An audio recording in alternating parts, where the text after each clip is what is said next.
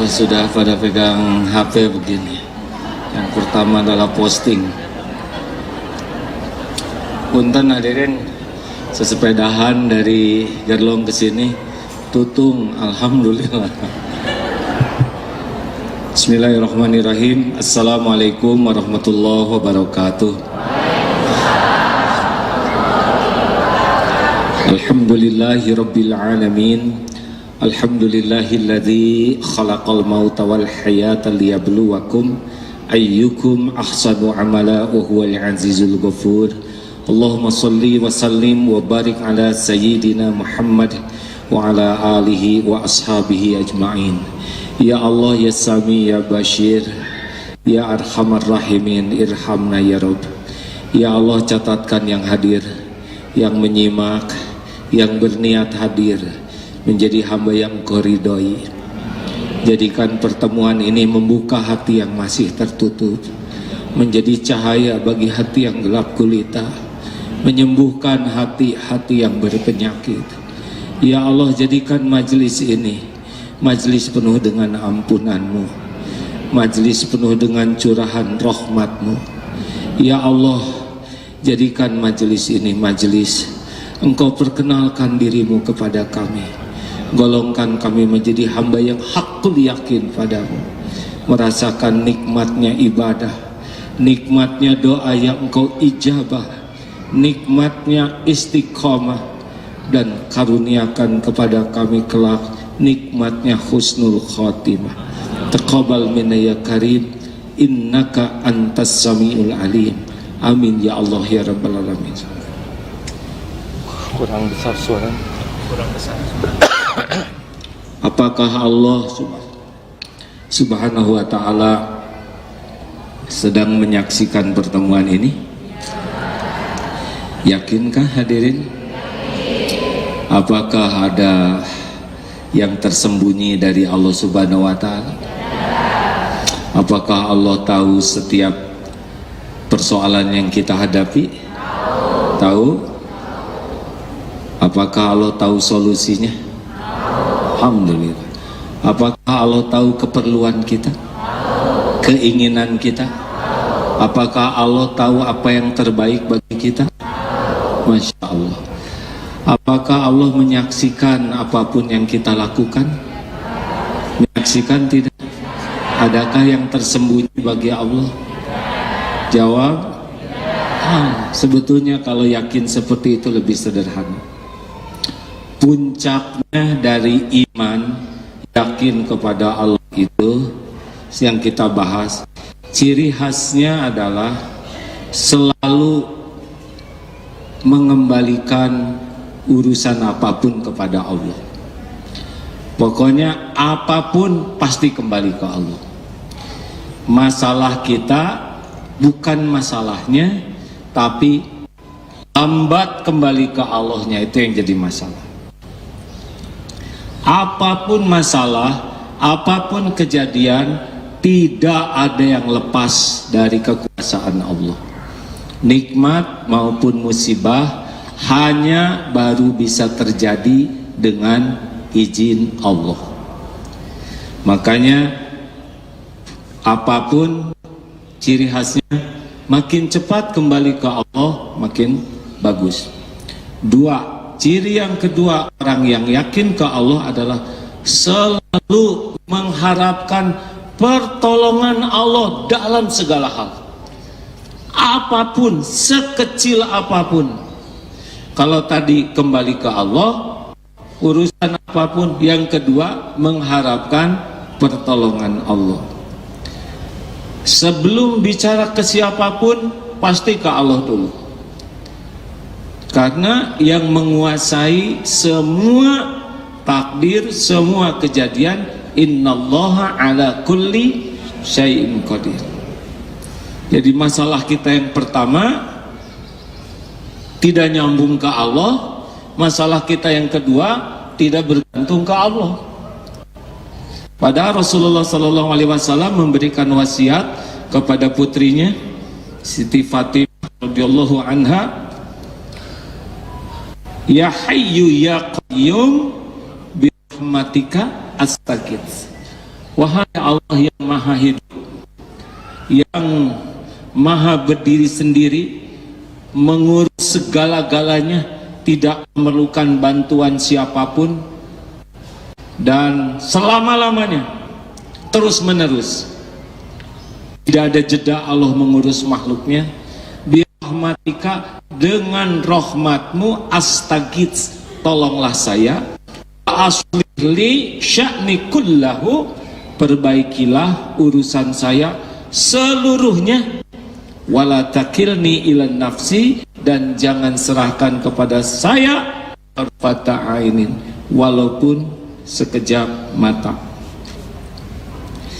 Jadi persoalan kita yang pertama, lambat ke Allahnya, segala dipikir tapi kurang zikir. Harusnya itu ilmu dari mana, Bu? Banyak zikir kurang mikir. Harusnya tiap mikir jadi zikir. Ulangi. Contoh, ibu ingat ke suami, gimana zikirnya, Bu? Hah? Gimana zikirnya? Gimana? Ya Rahman.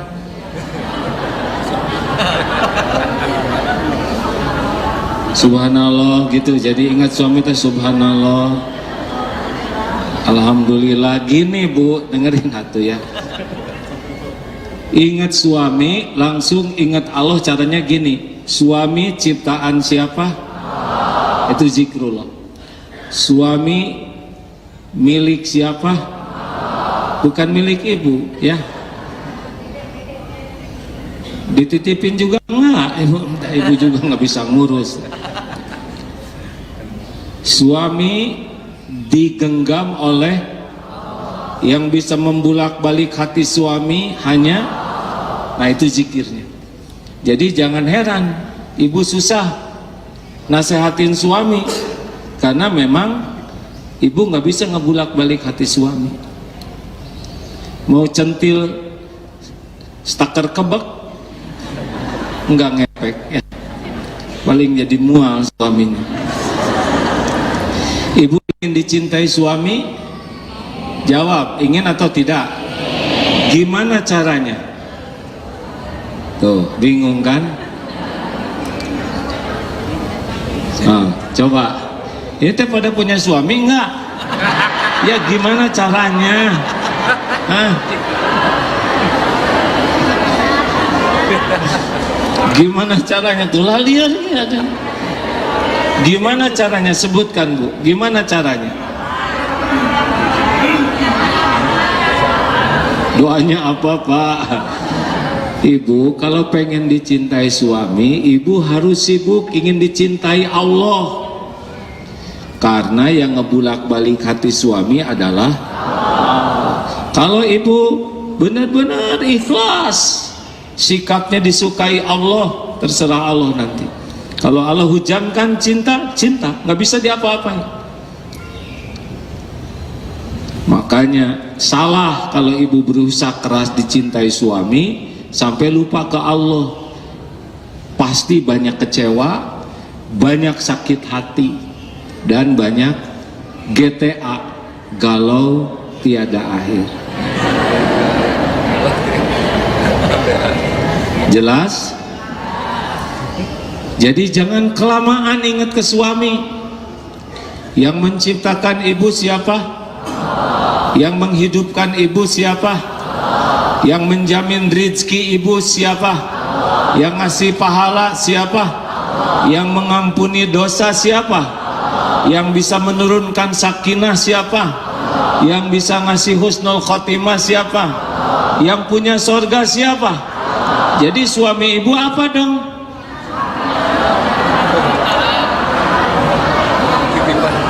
Suami ibu teh apa statusnya?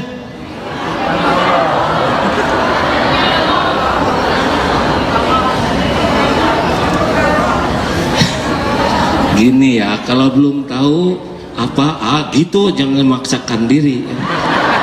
Ini kan pelajarannya sudah berulang-ulang. Suami ibu itu adalah ladang amal. Ini udah 2 kali pelajaran ini, Belum terlalu tua ini teh kelihatannya ya. Tapi sudah mengamalkan ilmu orang tua, cepet lupa ya. Suami ibu itu ladang amal. Kelebihan suami, ibu bersyukur, ibu dapat pahala. Kekurangan dan kesalahan suami, ibu bersabar, ibu maafkan, ibu bantu suami jadi lebih baik, ibu dapat pahala. Jadi nggak ada ruginya suami baik ataupun kurang baik kalau disikapi dengan niat jadi ladang amal. Jelas? Jadi suami ibu tuh apa jenisnya? Laki-laki. Ladang amal. Dengar dulu pertanyaannya. Astagfirullahaladzim, saya yang salah ya. Tidak boleh emosi ya, karena jamaah itu ladang amal. Sama Pak, istri Bapak juga ladang amal. Saya tuh ingin istri saya itu hafizah, solehah, baik hatinya. Kan ya seperti itu nggak mau sama Bapak ya, terima yang ada Pak. Masalahnya kan cuman Bapak yang mau ya. Dia mau enggak, itu masalah. Udah terima yang ada ya, kerja. Nah, lanjut. 1, kembalikan ke Allah. Ingat anak, ingat Allah. Sama zikrullahnya tuh, lihat anak, ini anak ciptaan Allah, ini anak milik Allah, anak ini digenggam oleh Allah, dibulak-balik hatinya oleh Allah. Anak adalah amanah dari Allah, anak adalah ujian dari Allah, anak adalah ladang amal. Walaupun kita berbuat yang terbaik, belum tentu langsung baik anak tuh. Walaupun kita ngedidiknya sama, anak beda-beda. Karena yang ngebulak-balik hati adalah Allah. Jadi kalau anak kurang nurut, kira-kira siapa yang salah?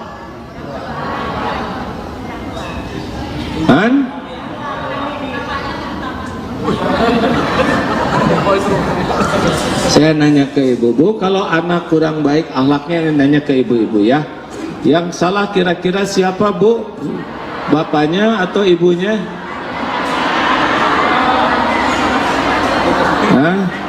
Bapaknya ya.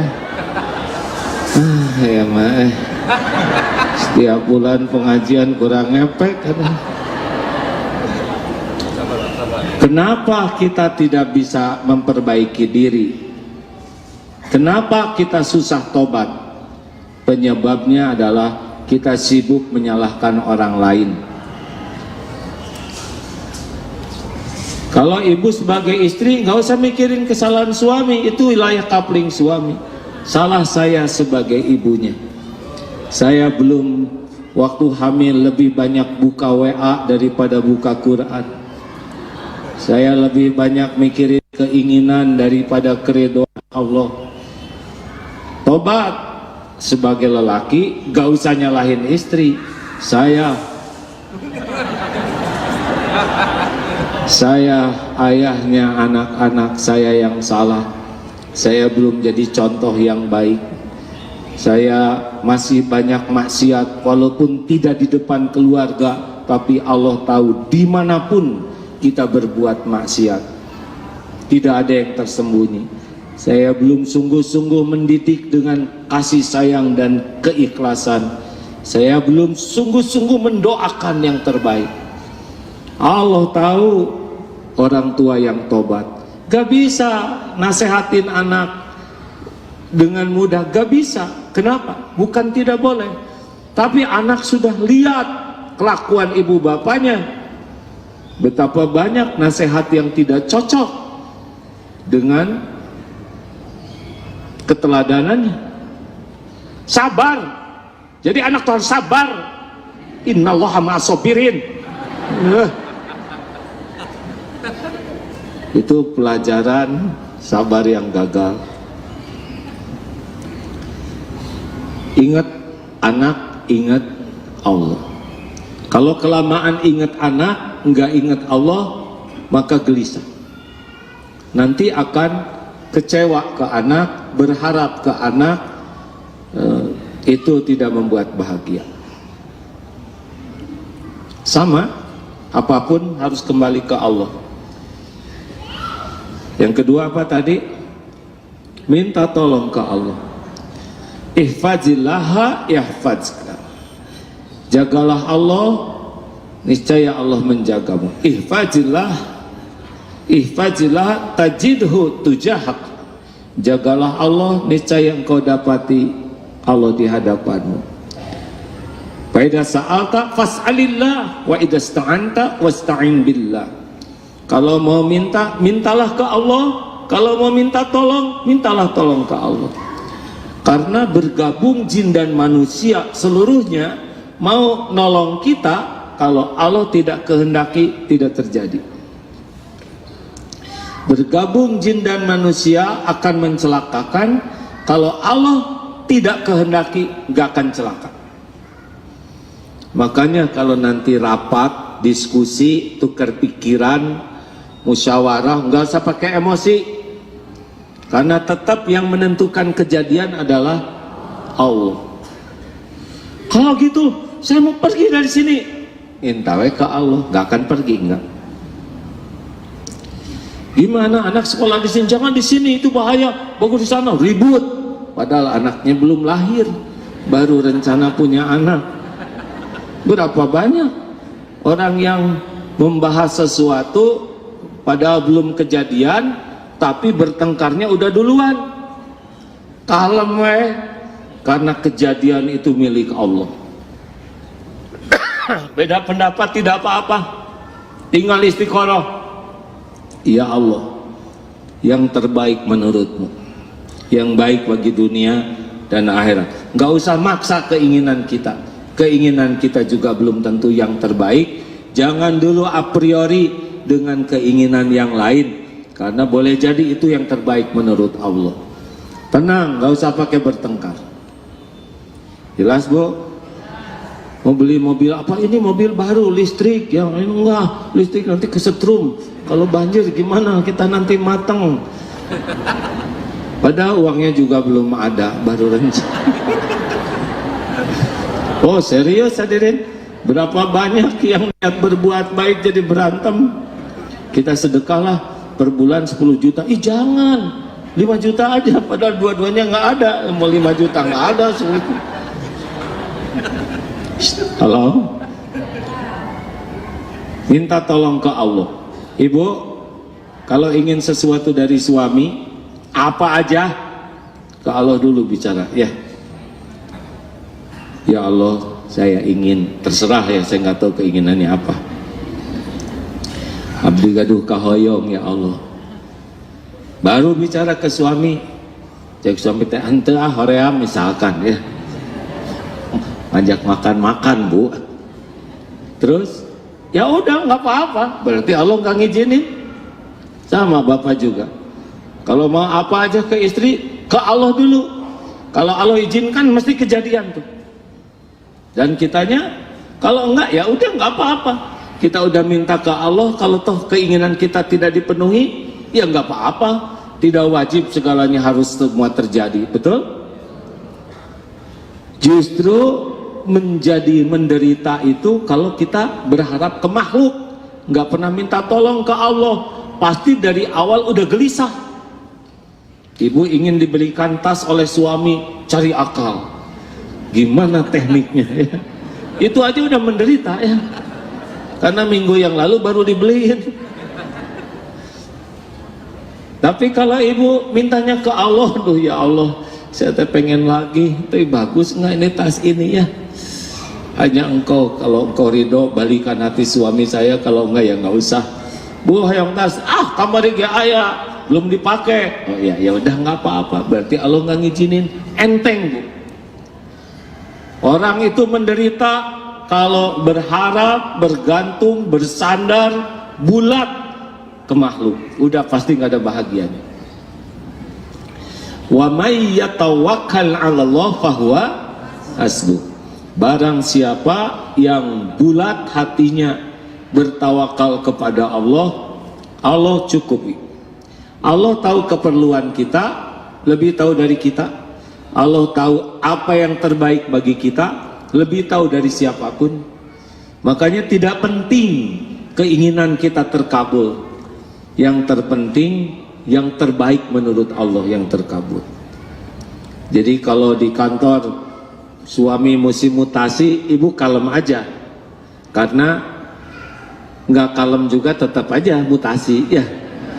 Jangan tegang, aduh papa kalau dapat jabatannya berapa banyak yang dapat jabatan dan jabatan itu yang menjerumuskan. Bu, di kantor ada 3 kandidat, tenang pak, tong riwe istiqoroh, kalau baik sing jadi, nggak baik jangan. Tapi ini karir papa, karir ge ujungnya pensiun pak, tung lagi maut dah biasa cari. Tapi ini jabatan penting teh menurut nafsu pak, belum tentu yang terbaik menurut Allah. Kita teh kerja teh untuk bahagia, bukan untuk karir, bukan untuk jabatan, bukan untuk penghormatan. Bekerja itu untuk bahagia. Tahu syaratnya bahagia? Ini yang bulan lalu, aduh ya Allah Gusti tenang. Ini kayaknya harus tiap hari pengajiannya. Lewat sebulan meles tanpa jejak. Bulan lalu kan man amila sholihan min dzakarin au unsa wa huwa mu'min falanuhyiyannahu hayatan thayyibah. An-Nahl 97.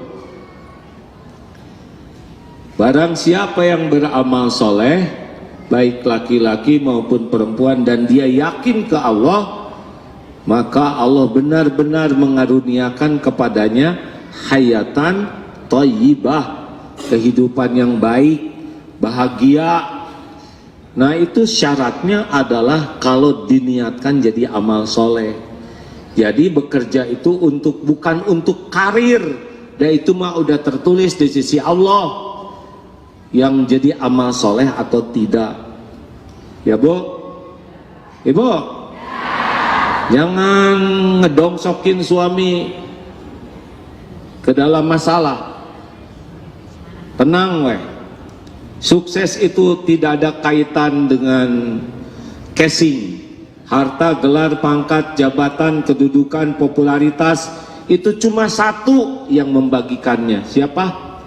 Allah. Dan bukan tanda kemuliaan. Pegang tuh baik-baik. Makanya jangan suka kagum-kagum kepada orang yang diberi pangkat, jabatan, kedudukan, popularitas, harta. Biasa weh, biasa. Hah? Apa yang salah? Biasa aja. Pertama mah bukan punya ibu, itu duitnya ya. Ya mau ngapain juga kagum-kagum. Dan itu mah milik Allah, dan dibagikannya juga sesuka Allah. Bukan untuk orang soleh aja, enggak. Orang kafirin, zolimin, munafikin, musyrikin, orang yang paling keji sekalipun, kasih aja dunia. Wah gara-gara cakep apakah lebih mulia? Enggak tuh. Banyak yang enggak beriman juga lebih cakep daripada kita, ya kan? Nggak usah pengen hidung mancung seperti orang lain. Pertama mah itu bukan hidung kita, ya kan?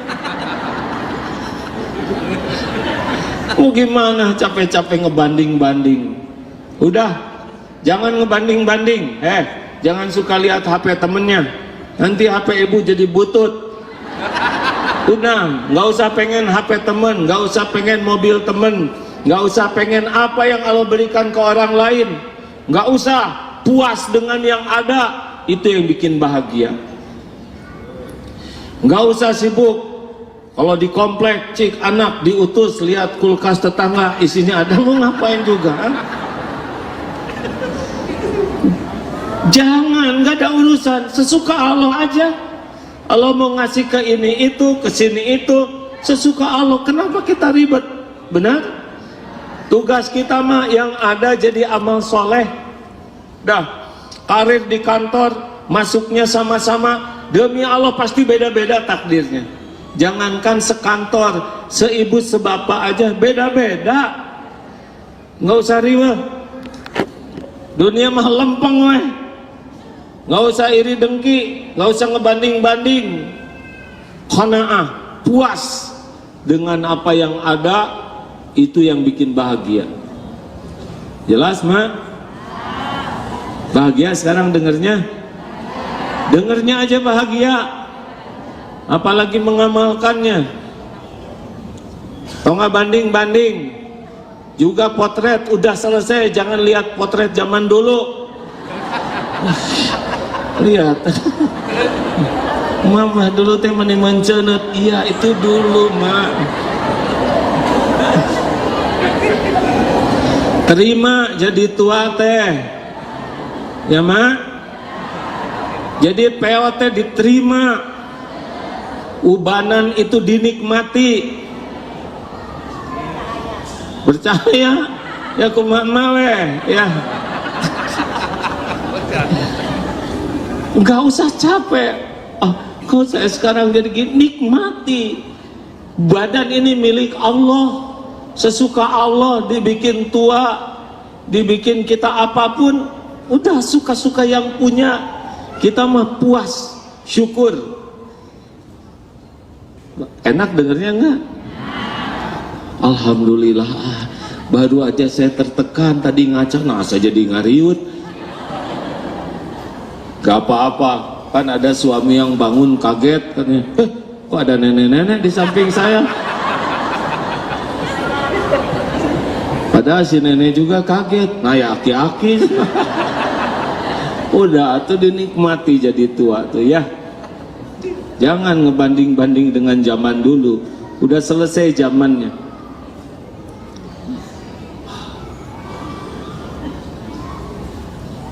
Tiga, orang yang imannya kuat, cirinya yakin kepada semua janji dan jaminan Allah. Jadi nggak ada ragu. Ja'alallahu lahu min kulli hammin farajan wa min kulli daikin makhrajan wa razaqahu min haitsu la yahtasib. Barang siapa yang terus istighfar, satu, Allah akan hilangkan kegalauan kecemasannya. Yang kedua, Allah berikan jalan keluar dari persoalan apapun. Yang ketiga, Allah berikan rezeki yang tidak diduga-duga. Hakul yakin itu janji Allah. Istighfar yang banyak.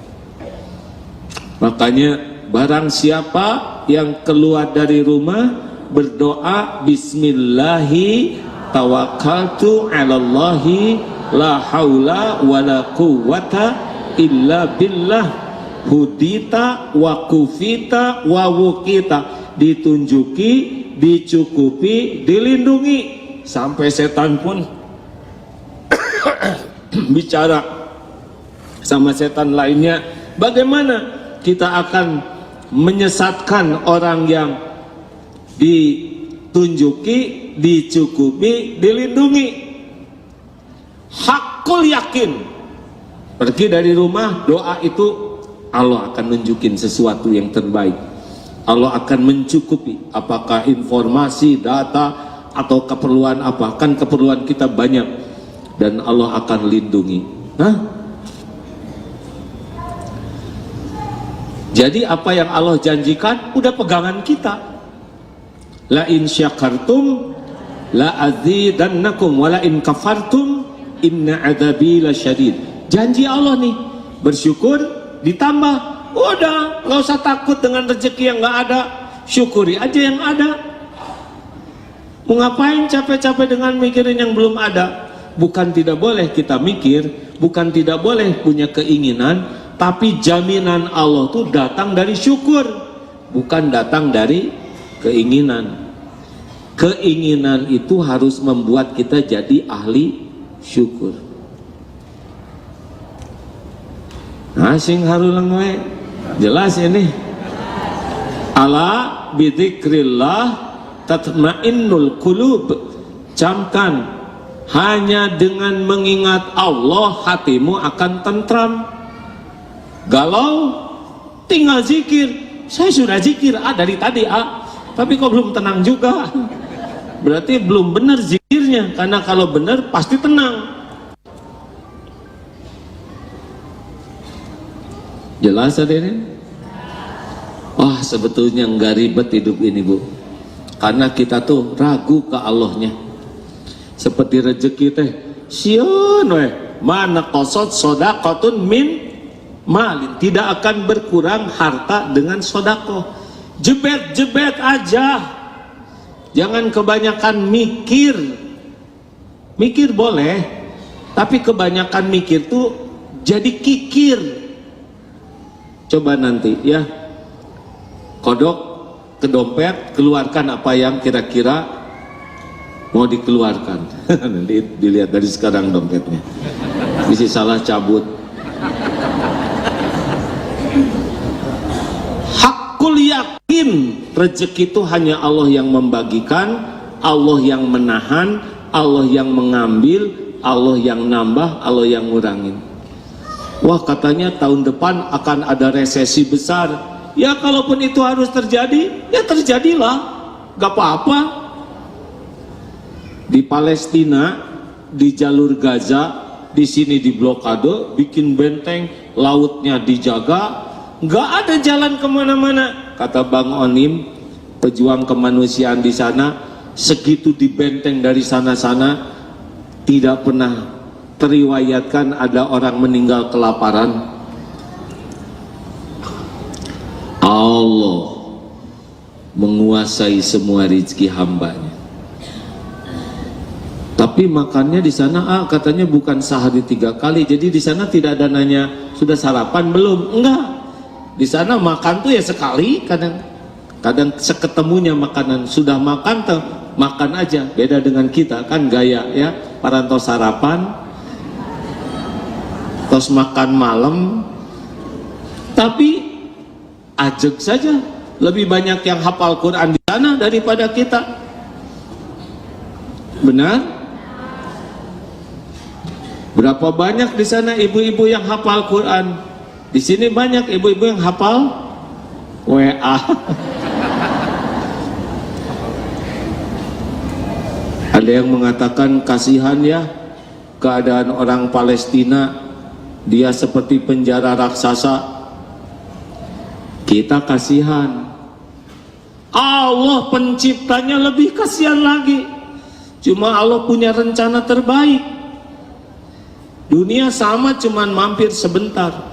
Tapi di sana menderita. Menurut kita menderita, sangat boleh jadi di rumah kita lebih menderita. Menderita apa? Padahal segala ada. Menderita karena keinginan. Suaminya ganteng, pasarannya tinggi, stres. Oh, penderitaan bisa datang dari apapun juga. Ada yang rumahnya bagus, ada tikus, menderita ke tikus. Diparak tuh tikus nanti, dikejar susah, tiap malam stres. Padahal rumah segitu bagusnya. Macam-macam. Ada yang menderita karena mobilnya kegores, goresnya kecil. Karena bahagia itu hanya datang dari niat ikhlas dan cara benar, bukan dari duniawi. Makanya belajar agama tidak cukup hanya untuk tahu, tidak cukup untuk paham, tapi untuk yakin. Seperti ini ya, ada yang nraktir teh sampai rebutan. Biasanya kalau ditraktir ya makan berlima gitu. Pas giliran bayar teh, aduh punten bede kapengker heula. Belakang. Abdi naon itu ke kantun nggak seorang. Bagi orang yang yakin Bu, nraktir, ngejajanin itu merupakan rezeki besar sampai rebutan itu, saking inginnya ngebayarin. Karena tahu kehebatan nraktir itu, kehebatan memberi makan ke orang lain, bukan hanya ngasih makan orang miskin. Rasulullah, para sahabat tidak miskin, tapi tetap dijamu. Nah, karena yakin bahwa amal ini amal utama, seperti ada di Jepang, mu'alaf, tiap pagi ya, qadarullah pernah diundang ceramah di sana. Ini mu'alaf Jepang ini tiap pagi subuh dan isya, maghrib isya selalu jemput orang-orang ke masjid. Masjidnya jauh dan beliau menjemput sekitar 5 orang, lalu pulang sholat diantarkan, walaupun musim salju beliau lakukan, karena beliau yakin sekali keutamaan mengajak orang ke masjid. Jadi orang yang yakin itu beda hidupnya, ajeg, mantep. Ketika dihina dia tidak sakit hati. Kenapa ibu nggak sakit hati dihina? Dan saya mah yakin bahwa penghinaan ini bisa menggugurkan dosa saya. Saya yakin dengan penghinaan ini saya akan dapat pahala sabar. Saya yakin dengan penghinaan ini insya Allah bisa ngangkat derajat. Kalau saya sabar, wal'afina 'anin nas, dan saya maafkan. Kenapa ibu ngebalas kebaikan ke orang yang menghina? Karena yakin wallahu yuhibbul muhsinin, surat Ali Imran yang kita bahas bulan yang lalu. Kenapa ibu nggak sakit hati? Ngapain juga sakit hati ya, nggak ada urusan. Tapi kata orang itu ngejelek-jelekin ibu, lah kan yang kembali ke saya kan kelakuan saya sendiri.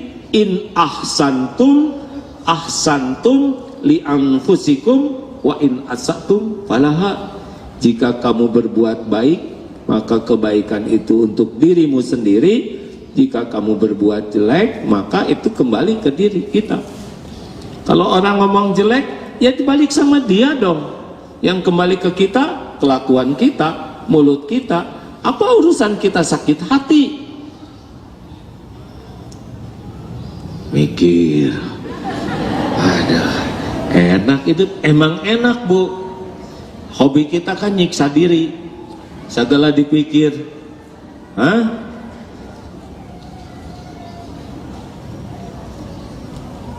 Kenapa Ece nggak sakit hati orang itu nggak berterima kasih? Orang mau terima kasih, mau nggak terima kasih, itu kan urusan beliau. Urusan saya mah membantu orang sing ikhlas. Kan kalau saya sedekah, yang untung saya sendiri. Kalau saya nolong orang, yang untung saya sendiri. Kalau saya berbuat baik, yang untung saya sendiri. Gak ada urusan orang lain terima kasih atau tidak, menghargai atau tidak, balas budi atau tidak. Oh, itu mah urusan beliau. Kenapa kita nunggu-nunggu orang lain terima kasih? Tahu kenapa? Karena tidak yakin akan janji jaminan Allah. Jadi kalau kita berbuat baik tuh, kita lagi berbuat baik ke diri sendiri. Apa urusannya dengan ucapan terima kasih orang? Enggak ada urusan. Orang baik ke kita, kita harus terima kasih. Kita baik ke orang, udah selesai. Nah kalau yakin tuh begitu Bu. Tuh capek. Saya tuh udah masak buat suami saya. Sugan suami saya tengah nuhun kan, kalau nggak leos, meni belah hati teh. Waduh, serasa remuk. Nah, mulai nyiksa diri. Meni itu dihargaan pisan abdi teh. Oh, siap. Mangga, tuang we. Mangga diterei penderitaannya ya. Kalem we. Ujian dari Allah itu. Kalau ada yang nggak menghargai, itu teh Allah ngasih latihan supaya ikhlas. Enak dengarnya? Gitu aja itu mah. Pokoknya kita berbuat baik itu kembali ke kita. Kalau kita berbuat jelek ya siap-siap. Al-Isra ayat 7 dalilnya ya. Jadi tidak ada yang membuat kita celaka selain diri kita sendiri.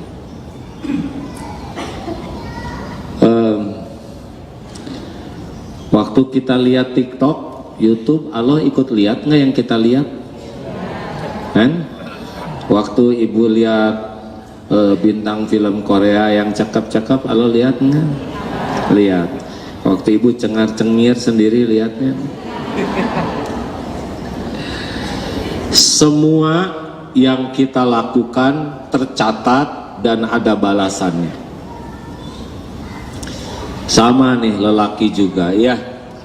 Tetap yang tidak halal itu tidak halal. Misal nonton berita yang membawa beritanya belum berjilbab. Saya nyebut belum karena mungkin besok lusa menggunakan. Nah kita lihat berita itu, misal lelaki nih ya, terus mengagumi wajahnya, mengagumi badannya, argo tuh jalan tuh, dosanya itu ada. Kalau tidak ditobatin, itu pasti balik ke kita dalam beragam bentuk nanti. Nggak tahu apa nanti, tapi dosa itu akan ada balasannya. Mungkin dikencingin kecoa matanya ya, atau lebih gede lagi dikencingin kambing. Ada susah lagi tidur dikencingin kambing. Pokoknya tidak ada satupun dosa yang tidak tertulis, tidak tercatat dan tidak ada balasannya. Itu teh numpuk bu dosa teh. Cirinya apa?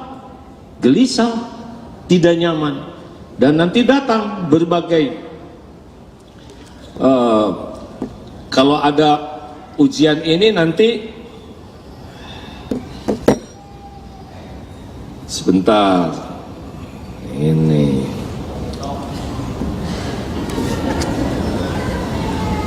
sekarang mah punya HP itu bisa banyak belajar kalau ingin jadi amal, tapi kalau tidak jadi dosa di sini.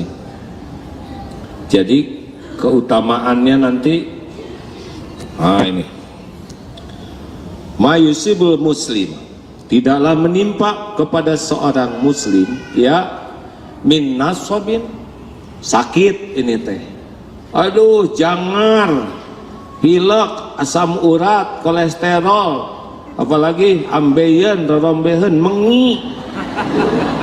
Apa aja bu penyakit ibu-ibu teh apa aja? Jerawat, sariawan, rorombehen, ya boleh, darah tinggi sampai muncrat misalkan. Apa aja penyakit itu masuk dalam wilayah min nasobin wala wasobin. Oh yang itu yang kedua wasobin. Yang pertama itu adalah letih ya. Nasobin teh capek nih, kayak saya capek, saya sampai dahan ya. Ya bawa panas, kahoyong ya. Capek, ngurus anak capek, kerja capek, nyuci capek, pokoknya capek. Itu nasobin wala wasobin, sakit, segala jenis penyakit, wala hammin, cemas, galau dengan apa yang belum terjadi, wala husnin, sedih.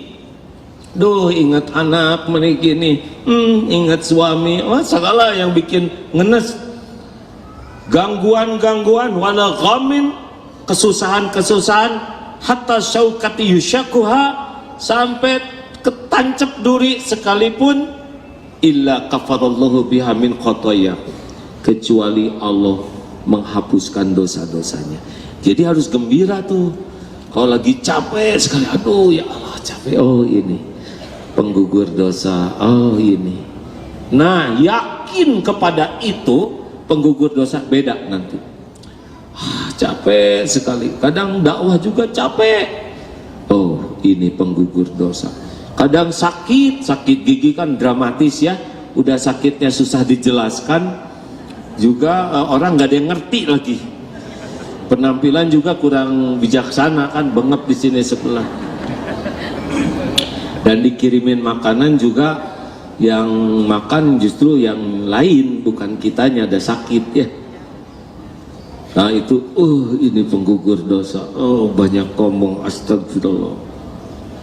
Atau cemas, atau sedih, atau gangguan, ada yang ngefitnah, ada yang apalah, berbagai jenis gangguan, atau susah cari nafkah, susah ini susah, urusan susah, atau ibu lagi pakai kerudung nancep, itu kafarah. Yakin itu menggugurkan dosa. Jadinya beda nanti kita menghadapinya. Ini penggugur dosa. Emang dosa saya ini teh kelihatan tenang gini teh punya dosa nggak sih? Coba acungkan tangan yang tidak punya dosa. Yang dosanya sedikit, cung. Nggak ada yang ngacung, sedang. Acungkan tangan yang merasa banyak dosa. Pantas banyak penyakit ya.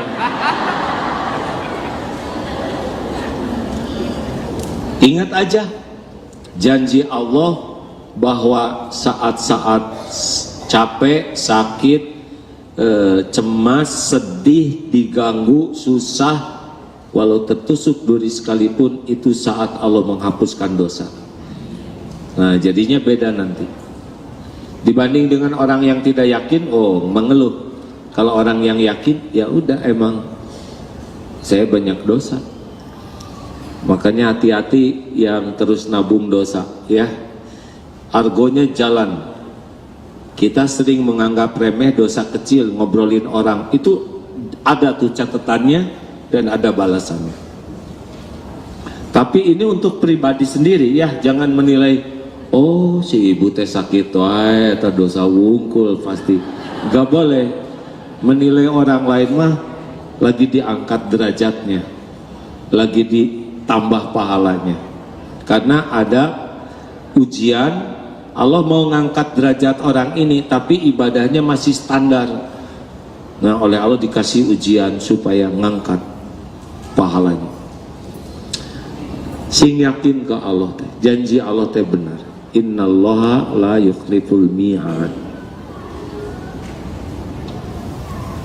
Nabi Ibrahim dibakar, ditawari bantuan oleh malaikat Jibril, tidak mau, maunya langsung ditolong Allah.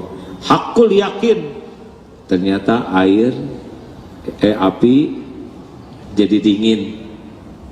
Nabi Musa diperintahkan Allah, di depannya lautan, di belakang bala tentara. Itu kan bala tentara Fir'aun tuh kalau sekarang mah kayak Amerika gitu ya, negara adik kuasa. Tapi cara Allah mengalahkan ya tidak harus dibalikan jadi beradu, enggak. Cara Allah mengalahkan tidak terbayangkan oleh semuanya. Dibuka lautan, ini nyebrang. Ketika musuhnya masuk, ditutup lagi. Jadi mudah bagi Allah kalau mau melindungi hambanya. Sing yakin saja. Ibunya Nabi Musa disuruh anaknya, bayinya Musa waktu bayi dimasukkan ke Sungai Nil. Allah ngatur sedemikian rupa, akhirnya masuk ke istananya. Mau minum air susu, nggak ada yang cocok, dicarikan, ternyata ibunya. Ketemu lagi, Allah maha mengatur segalanya, maha mengatur. Nabi Yusuf dimasukkan ke sumur. Berat itu ujiannya, jadikan hamba sahaya. Akhirnya pada waktunya jadi. Janji Allah itu pasti. Jangan ragu-ragu, jangan buruk sangka kepada Allah ya. Allah tidak pernah berbuat jelek. Tidak ada perbuatan jelek Allah kepada hambanya, sekejap pun tidak. Yang ada itu adalah zolam tu nafsi, kita menzolimi diri kita sendiri. Terima kasih. Ada pertanyaan?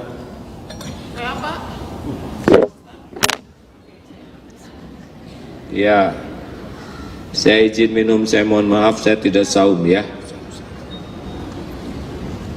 Alhamdulillah. Ayo tolong bantu petugas.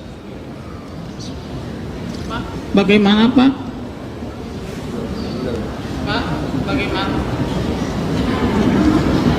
Pak, bagaimana Pak cara menyikapi hal yang nggak kita sukai? Cara menyikapi hal yang tidak kita sukai. Hidup ini memang tidak akan selalu cocok. Kalau cocok semua nggak rame, ya kan? Dan tidak cocok menurut kita belum tentu jelek menurut Allah. Al-Baqarah 216. A'udzubillahi minasyaitonirrajim. Wa 'asa an takrahu syai'a wa huwa khairul lakum wa 'asa an tuhibbu syai'a wa huwa syarrul lakum wallahu ya'lamu wa antum la ta'lamun. Boleh jadi engkau tidak suka padahal baik menurut Allah bagimu. Boleh jadi engkau mencintai, menyukai sesuatu pada jelek menurut Allah. Allah Maha tahu, kalian tidak tahu. Makanya jangan sok tahu. Jalanin aja. HHN, hadapi, hayati, nikmati. Kadang-kadang kita kecewa, pas udah dijalanin ternyata kita bersyukur. Masih ingat pemuda yang minta jodoh itu? Minta jodoh, keluar dari rumah, ternyata digigit anjing. Ya Allah, kenapa minta jodoh yang datang anjing betina? Dibawa ke klinik, akhirnya beberapa waktu kemudian tahu rahasianya, jodohnya ternyata perawat di klinik itu. Jadi sekarang tiap ingat istrinya langsung ingat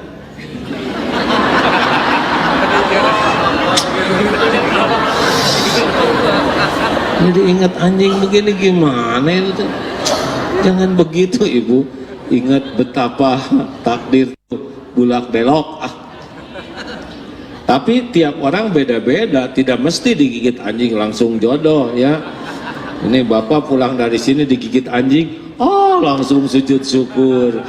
Ke rumah teh ibu harus nerima takdir ini ya. Takdir apa Pak? Bapak digigit anjing, ya terus gimana ya? Berarti ada jodoh? Belum tentu Pak, mungkin rabies ya.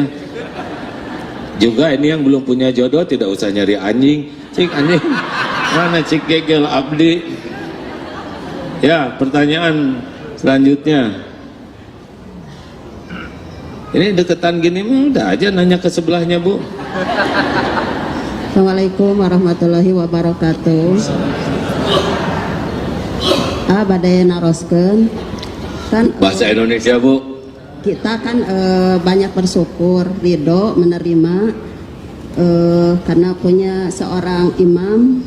Tidak bisa keinginan kita memimpin pendidikan atau mencukupi apa yang kita butuhkan, tapi kita bersyukur karena melihat teman-teman ada yang 40, 50, 60 belum nikah. Kita bersyukur kepada Allah, tapi ada kecewanya. Gimana kecewanya? Kita karena tidak bisa punya suami bisa mencukupi. Sebetulnya bukan kita ya Bu, karena saya lelaki ya, saya tidak mau punya suami ya. Saya bukan, maaf saya. Jadi tidak ada yang sempurna. Manusia tuh ada kelebihan, kekurangannya. Makanya tadi Bu, kelebihannya disyukurin, kekurangannya, kesalahannya dimaafkan, disabarin dan dibantu, diperbaiki ya. Kalau ngebanding dengan yang lebih maka pasti jadi kurang. Duh, suami tetangga mah mending pulang teh bawa dua gepok yang kali ini bawa dua ketok. Cari aja kelebihan yang bisa disyukurin Bu.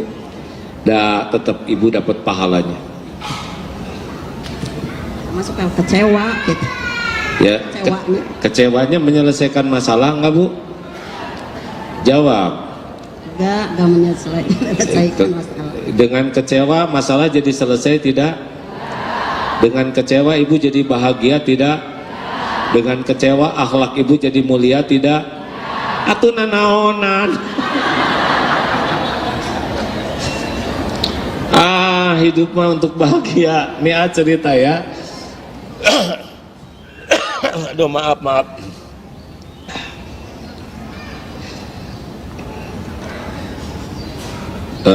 Di Darut Tauhid sekarang kan sudah pada senior sebagian. Yang paling tua AA di sana sudah 61 tahun sekarang, udah lansia nih. Kemudian beberapa pembina juga sudah 50 sekian, udah mulai tuh kerasa kurang sehat, enggak fit dulu lah, sehingga harus ayo sepeda lagi, olahraga apa aja, pokoknya ke kantor usahakan bergerak maksudnya. Tapi kita olahraga tuh untuk bahagia, nah itu kata kuncinya. Nah, kemarin ini salah seorang ketua yayasan di Darut Tauhid itu lihat yang lain sepeda, bersepeda ikutan. Baru tanjakan pertama di Kelembang itu udah muntah tuh, udah long. Ini kenapa pakai muntah-muntahan segala? Ya saya mengeluarkan bukan isi hati tapi isi perut katanya. Coba dievaluasi kenapa? Satu, karena saya dengan teman-teman malu katanya kalau ketinggalan. Giginya di gigi yang tengah saya malu karena sibuk dengan ngebanding ke orang lain, dan yang dibandingin itu yang udah jago. Ini baru sehari atau ngajongkeng. Nah begitulah niatnya apa? Kalau niatnya ngebanding-banding, muntah. Udah bahagia aja, nggak kuat tinggal berhenti. Tapi kita selalu ingin dinilai orang kuat, nggak mau kelihatan lemah, nggak mau kelihatan jelek, nggak mau kelihatan tua, nggak mau kelihatan gemuk. Kesiksa bu, ibu teh ingin kelihatan langsing teh, jadi jarang napas. Ibu kenalan ngahuleng, itu teh kekurangan oksigen. Jadi cing bahagia bu, dan bahagia tuh kalau ikhlas dan benar. Nggak ada yang sempurna, nggak ada rumah tangga sempurna, semuanya ujian. Ada dari suami, ada dari anak. Ya ujian saya teh suami A, kata suaminya apa coba? Ujian terbesar saya adalah istri saya. Berarti sarwana. Niatkan bahagia. Bahagia itu kuncinya amal soleh. Amal soleh itu kuncinya dua, niatnya ikhlas dan caranya benar. Fokus di sana. Ya, pertanyaan selanjutnya. Perasaan ibu sering ngacung ya? Assalamualaikum warahmatullahi wabarakatuh. Waalaikumsalam warahmatullahi wabarakatuh. Begini, ini rumah tangga cucu saya. Cucu saya itu udah berpisah 2 tahun, tapi bukan berarti cerai, karena suaminya itu berpaling. Jadi gini, ini ada sebuah rumah tangga gitu, nggak usah disebut cucu saya ya nggak. Pokoknya ada sebuah rumah, tapi udah keburu keluar itunya, jadi kepikiran oleh kita.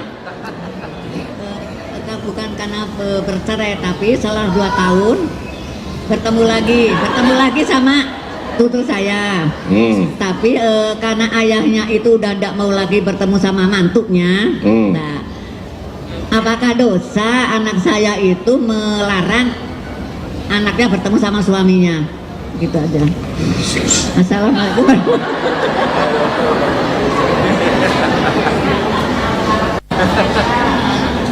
Jadi ini teh siapa bu yang sebenarnya? Jadi saya pusing nih bu. Jadi cucu yang nikahnya cucu.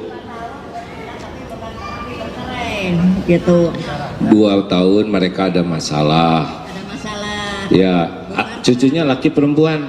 Perempuan, cucu saya perempuan. Cucunya perempuan. Jadi statusnya masih suami istri. Ya, tapi udah 2 tahun berpisah tuh. Gitu. Ya, 2 tahun berpisah kalau mereka masih dalam ikatan suami istri dan ada kesepakatan tidak pisah dan dua-duanya ridho, sementara itu ya masih suami istri. Ya. Tapi anak saya itu melarang jangan sampai bertemu gitu, Wih, nggak boleh bertemu. Tapi apakah dosa anak saya itu melarang jangan bertemu karena udah sakit hati gitu? Yang sakit hati siapa bapaknya? Bapaknya, anak saya udahlah gampang saja. Bilangin aja Pak, jadi pemaaf gitu, itu rumah tangga anak udah dititipkan ke itu, bapak nggak boleh ikut campur. Karena sebabnya itu kan kan suka sakit hati karena anaknya disakiti suaminya gitu. Gini Bu, harusnya orang tua tuh mendamaikan.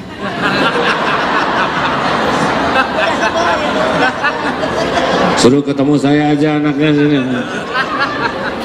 Tapi anaknya bogoh ini tapi ayahnya sebel. Iya, ini rumah tangga anaknya nggak boleh gitu. Itu kan ketika nikah tuh udah diserahkan. Makanya saya nanya, anaknya perempuan laki. Kalau anak perempuan udah itu. Ya ujian rumah tangga pasti ada, nggak ada yang sempurna. Nah orang tua paling bisa membantu menasehati, mengakurkan, memperbaiki ya. Bilangin nggak boleh kayak gitu ya. Suruh baca tuh surat Ali Imran yang kemarin ya. Memaafkan, tidak marah, memaafkan dan berbuat kebaikan. Iya Ibu teh gimana? Jadi kayak yang saya yang salah gini Bu.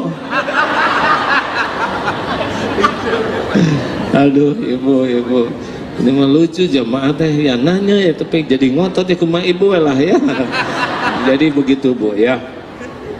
Gini Bu, orang takwa tuh bukan orang tidak punya salah, tapi orang takwa itu walladzina idza fa'alu fahishatan aw zalamu anfusahum dzakarullah fastaghfaru lidunubihim wa may yaghfiru dzunuba illallah wa lam yusirru ala ma fa'alu wa hum ya'lamun. Jadi orang yang takwa itu orang yang kalau salah segera ingat Allah, minta ampun ke Allah dan tidak meneruskan perbuatan buruknya. Nah harusnya dibantu seperti itu. Cari orang tidak punya kesalahan susah, nggak akan ada. Bonus terakhir, penelpon terakhir. Assalamualaikum warahmatullahi wabarakatuh. Waalaikumsalam. Mau tanya. Tenang, jangan bertengkar Bu ya. Saya mau tanya, apakah baik buruknya tabiat orang tua akan menurun kepada anaknya? Itu aja. Terima kasih. Jazakallah khair. Jazakillah, laki-laki lah Bu. Jazakallah. Jazakallah. Baik, gini ya Bu. Anak itu diamanahkan oleh Allah kepada kita. Anak itu dititipkan. Jadi kalau kita memberi contoh buruk sehingga anak berkelakuan buruk, nah itu tanggung jawab dunia akhirat kita. Dan kita memberi contoh ke anak, ingat baik-baik ya, bukan hanya di depan anak. Karena ada yang di depan anak tuh baik, karena ketemunya cuman sebentar.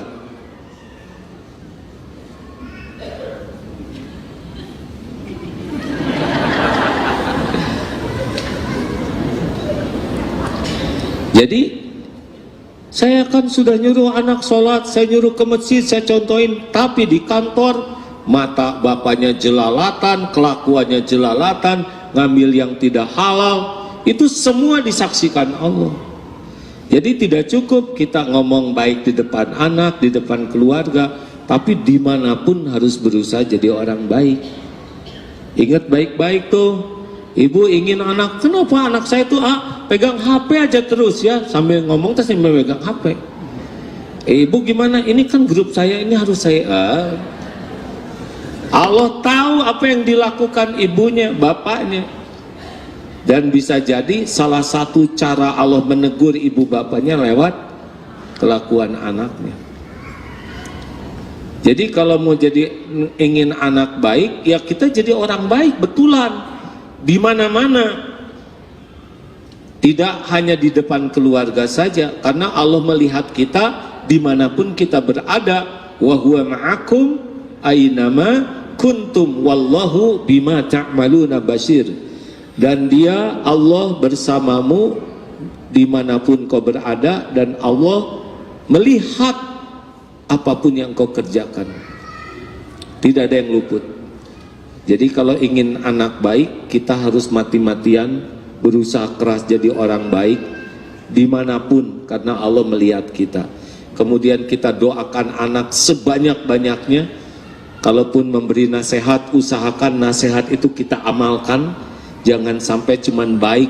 Nasihat Allah tahu kita nasihatin anak, tapi Allah juga tahu nasihat itu kita lakukan atau tidak. Ngaji, ibu ingin kalian ngaji, sedangkan Allah tahu kita tidak ngaji, ya.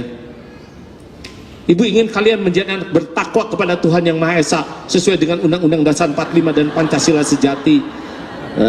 Ya, Allah tahu, ibu juga nggak tahu undang-undang itu apa, ya. Ngobrol dengan anak mah jangan ketinggian, karena yang ngebulak-balik hati anak itu adalah Allah, bukan kata-kata kita. Harus benar-benar tulus dan sayangnya tuh betulan, tidak usah acting, dan jangan ngarap-ngarap anak soleh seketika. Ngarap-ngarap sih boleh, tapi siap kalau anak-anak teh belum soleh sesuai keinginan. Kalau anak belum soleh, jangan nyalahkan anak, jangan nyalahkan suami, istri, sekolah, enggak. Udah, dalam tu nafsi, saya yang salah. Jadinya bawaannya kalau lihat anak belum baik tuh kita tuh nangis, bukan menangisi anak, menangisi diri sebagai orang tua. Kok belum bener aja, nanti Allah yang ngebulak-balik hati. Hanya Allah yang kuasa ngebulak-balik hati. Makanya kalau nyuruh anak sholat, sholat. Kata anak-anak, ini teman saya nggak sholat baik-baik. Ibu suka sholat bengis begini. Jangan-jangan sholat bikin galak. Tuh, kalau kita sholat pegang anak tuh. Kalau bisa peluk, belai, bisikin, sudah waktunya subuh nak, bangun. Tapi doa, ya Allah, Engkaulah yang kuasa membangunkan anak ini. Ampuni saya belum jadi orang tua yang baik. Sambil belai, bangun sayang, udah waktunya sholat subuh. Allah menyaksikan tuh ya, ketika kita membelai, ketika kita berbisik, ketika kita berdoa, ketika kita minta ampun, Allah yang kuasa. Nanti anak merasakan, oh benar ya, orang tua ahli sholat tuh lembut hatinya, menenangkan. Gitu, kenapa jadi pada melotot gini? Baru tadi ngebangunin anak saya pakai gayung. Terima kasih Bapak Ibu, kakek-kakek dan nenek-nenek semua. Itu teh doa supaya panjang umur. Terima kasih ya. Mari kita baca Al-Quran sambil bersedekah dan kita tutup dengan doa. Al-Fatihah. Syaitanirrajim. Bismillahirrahmanirrahim. Alhamdulillahi Rabbil Alamin. Ar-Rahmanirrahim. Maliki yaumiddin. Iyyaka na'budu wa iyyaka nasta'in. Ihdinas siratal mustaqim. Siratal ladzina an'amta 'alaihim ghairil maghdubi 'alaihim waladdallin.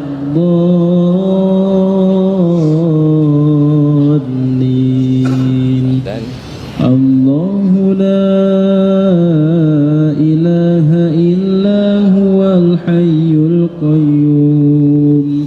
La ta'khudhuhu sinatun wa la nawm. Lahu ma fis samawati wa ma fil ardh. Man dhal ladhi yashfa'u 'indahu illa bi'idhnihi. Ya'lamu ma bayna aydihim wa ma khalfahum. ولا يحيطون بشيء من علمه إلا بما شاء وسع كرسيه السماوات والأرض ولا يؤوده حفظهما وهو العلي العظيم. بسم الله الرحمن الرحيم. قل هو الله أحد الله الصمد لم يلد ولم يولد ولم يكن له كفوا أحد. بسم الله الرحمن الرحيم. قل أعوذ برب الفلق من شر ما خلق ومن شر غاسق إذا وقب ومن شر النفاثات في العقد ومن شر حاسد إذا حسد. بسم الله الرحمن الرحيم.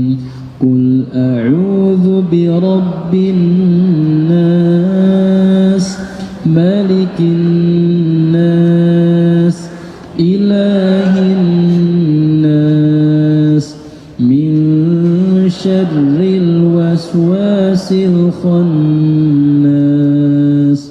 الذي يوسوس في صدور الناس من الجنة والناس. Mari kita berdoa dulu.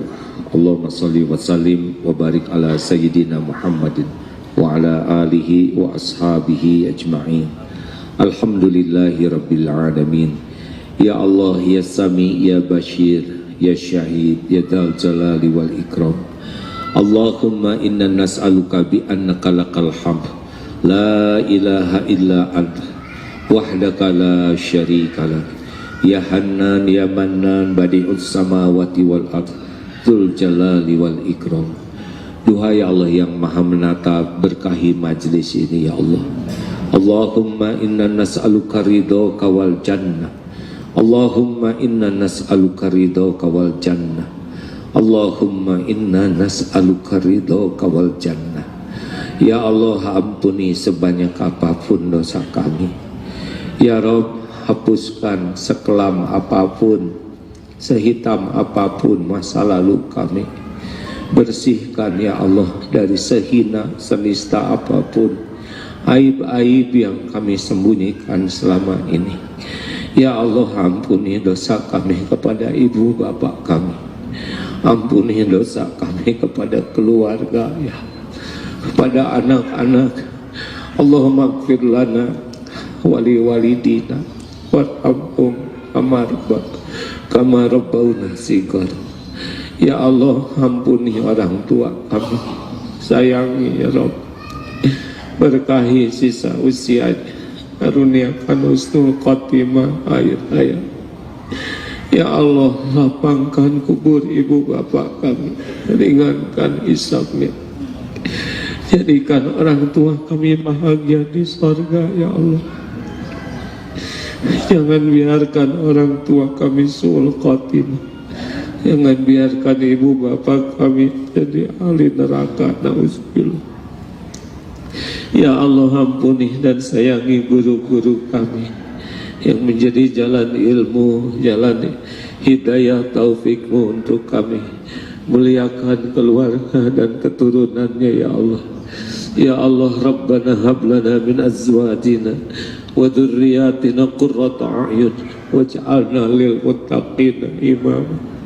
Ya Allah, selamatkan keluarga kami, karuniakan keluarga sakinah, jadikan pendamping hidup kami, penguat iman kami ya Allah. Titipkan keturunan yang soleh, solehah, hafiz, hafizah, yang ikhlas, yang istiqomah. Muliakan akhlak anak-anak ya Allah. Lindungi dari kedurhakaan, lindungi dari kehinaan, lindungi dari apapun yang Kau harapkan. Ya Allah, utuhkan kami di dunia mulia, andai ajal memisahkan, kumpulkan di sorga seluruhnya ya Allah. Jangan biarkan satupun jadi ahli neraka. Ya Allah, berkahi jamaah ini, karuniakan kepada kami hati yang yakin padamu. Jangan biarkan hati ini bersandar kepada siapapun selain hanya Engkau ya Rabb. Jadikan sisa umur ini seluruhnya hanya untukmu ya Allah, hanya di jalanmu. Ya Allah, cukupi kami hanya dengan rezeki yang halal barokah. Jangan biarkan kami tersentuh oleh rezeki yang haram dan subhat.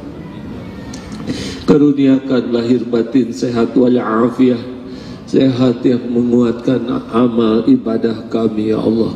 Kumpulkan kami dengan orang-orang yang soleh-solehah ya Allah, yang menjadi jalan penguat ilmu dan amal kami. Allahumma ya Karim, undang kami semua ke Baitullah-Mu ya Rabb. Jadikan haji hajah yang mabrur. Karuniakan kepada kami istiqomah. Allahumma inna nas'aluka imanan kamilan wa yaqinan sadiqan wa qalban khashi'an wa lisanan dzakiran. Allahumma inna nas'aluka taubatan nasuha wa taubatan qablal maut ya Allah, wa rahmatan indal maut wa maghfiratan ba'dal maut. Allahumma hawwin alaina fi sakaratil maut. Allahumma inna nas'aluka husnal khatimah wa na'udzu bika min su'il khatimah. Allahumma ighfir lil mu'minina wal mu'minat wal muslimina wal muslimat al ahya'i minhum wal amwat. Allahumma arzuqna al istiqamah. Rabbana atina fid dunya hasanah wa fil akhirati hasanah wa qina adzabannar. Ya Allah, muliakan siapapun yang menjadi jalan kebaikan bagi kami.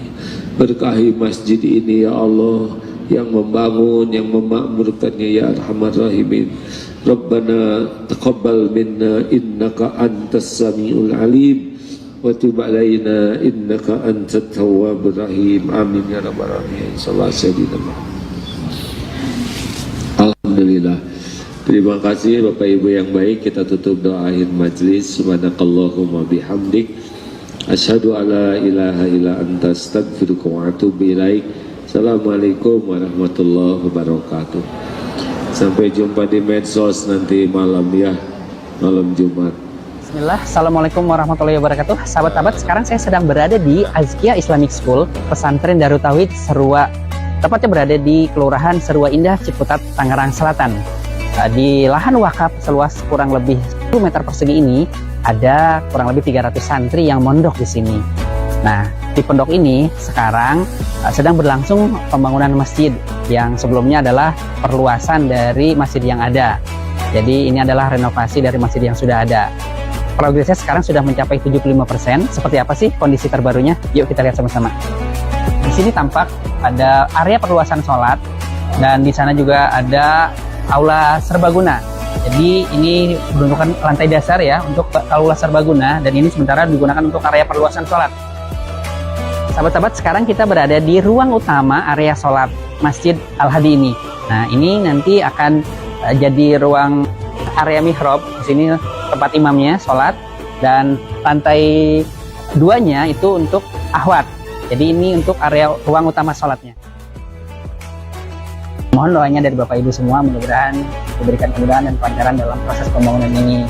Bagi Bapak Ibu yang ingin bersedekah atau berwakaf, bisa ke nomor rekening di bawah ini atau hubungi nomor yang ada di bawah ini, silahkan. Dan bisa juga Bapak Ibu semua menyebarkan informasi ini kepada kerabat, anitolan, saudara. Semoga ini menjadi jalan kebaikan buat kita semua. Mandalla ala khairin falahu mislu ajri fa'ilihi. Siapa yang menunjukkan jalan kebaikan, maka dia akan mendapatkan pahala seperti orang yang berbuat kebaikan tersebut tanpa mengurangi pahalanya. Demikian, terima kasih, semoga bermanfaat. Assalamualaikum warahmatullahi wabarakatuh. Terima kasih sahabat-sahabat yang sudah menyimak kajian MQ Pagi.